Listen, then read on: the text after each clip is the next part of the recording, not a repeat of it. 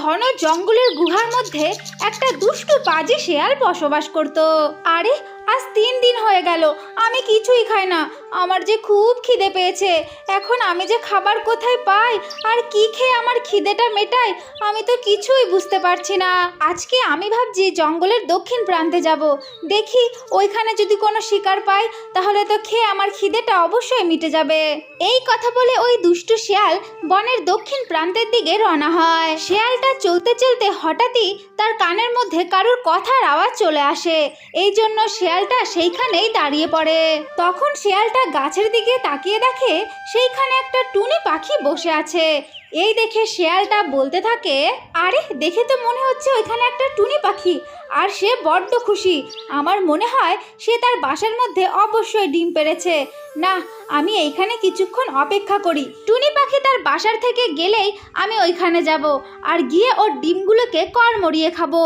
ততক্ষণ আমি এইখানে একটু অপেক্ষাই করি। আরে এই বাসায় বসে বসে তো আমার বড্ড খিদে পেয়েছে। না, এখন আমি একটু বাইরে যাই আর বাইরে গিয়ে কিছু খাবার খেয়ে আসি। এই কথা বলে ওই টুনি পাখি সেইখান থেকে জঙ্গলের দিকে চলে যায় খাবার খাওয়ার জন্যে। আরে ওই তো টুনি পাখি জঙ্গলের দিকে বেরিয়ে গেল, মনে হয় ও খাবার খাওয়ার জন্য গেছে। না, এই সুযোগটা একদম মিস করা যাবে না। আমিও তাড়াতাড়ি চলে যাই আর টুনি পাখির ডিমগুলোকে কড়মড়িয়ে খাই। এই কথা বলে ওই শেয়ালটা টুনি পাখির ডিমের কাছে চলে যায় আর গিয়ে দেখে টুনি পাখির বাসায় 2টো ডিম। ওই শেয়ালটা টুনির ডিমগুলোকে দেখে একদম লোভ সামলাতে পারে না আর তাড়াতাড়ি করে খেয়ে ফেলে। আরে বাহ, টুনি পাখির ডিমগুলো তো দেখছি খুবই টেস্টি। আমার তো মনে হচ্ছে আরও যদি কয়েকটা পেতাম মজা করে খেতাম। না, আমি এখান থেকে চলে যাই, না হলে যে টুনি পাখি এখানে চলে আসবে। এই কথা বলে ওই শেয়ালটা সেইখান থেকে পালিয়ে যায়। কিছুক্ষণ পর টুনি পাখি খাবার খেয়ে তার বাসায় ফিরে আসে আর এসে দেখে তার বাসার মধ্যে একটিও ডিম নেই। এই দেখে টুনি পাখি ভীষণ কান্নাকাটি করতে থাকে আর কান্না করতে করতে বলে, হায় হায় হায়, আমার এমন সর্বনাশটা কে করলো? আমার বাসায় যে দুটো ডিম ছিল, কিন্তু আমার বাসার মধ্যে যে এখন একটিও ডিম নেই। আমার ডিমগুলো কে খেয়ে চলে গেল? আমার এমন সর্বনাশটা কে করলো? এই কথা বলে বলে ওই টুনি পাখি বড্ড কান্নাকাটি করতে থাকে। ঠিক তখনই সেইখানে একটা সুন্দরী কাক চলে আসে আর এসে বলে, এই টুনি পাখি, তুমি কান্নাকাটি করো না, আমি জানি তোমার ডিমগুলোকে কে খেয়েছে।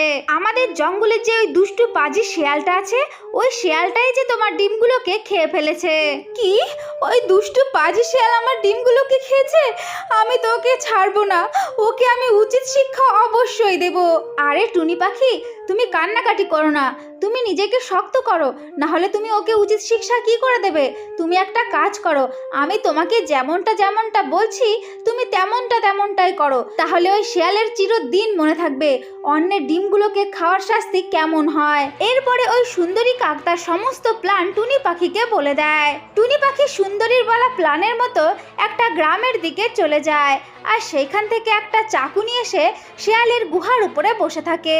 তখন ওই সুন্দরী কাক সেই শিয়ালের গুহার সামনে যায় আর গিয়ে বলে, এই শিয়াল, তুমি বাইরে বেরিয়ে এসো, তুমি আমাকে খেয়ে নাও। তুমি তো আমার ডিমগুলোকে খেয়ে ফেলেছো, এখন আমার বেঁচে থাকার কি বা লাভ?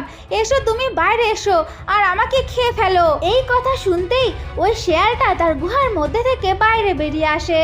ঠিক তখনই টুনি পাখি সেই চাকুটাকে ওই শিয়ালের লেজের উপরে ফেলে দেয় আর সাথে সাথে শিয়ালের লেজ কেটে 2 খণ্ড হয়ে যায়। ও মা গো, এই কি হয়ে গেল?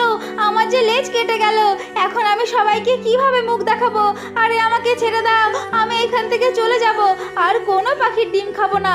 আমি পালাই, এইখান থেকে পালাই, আমি সবাইকে কিভাবে মুখ দেখাবো? এই কথা বলে ওই দুষ্টু শেয়াল সেই জঙ্গল থেকে চিরদিনের মতো পালিয়ে যায় আর এইভাবে শিয়ালের দুষ্টু কর্মের ফল মিলে যায়। এর পরের থেকে ওই জঙ্গলের সমস্ত পাখিরা খুশি খুশিতে তাদের জীবন কাটাতে থাকে। আমার ছোট্ট বন্ধুরা, তো এটাই ছিল আজকের গল্প। যদি তোমাদের ভালো লেগে থাকে তাহলে অবশ্যই লাইক করবে আর চ্যানেলটাকে সাবস্ক্রাইব করে দেবে, কেমন?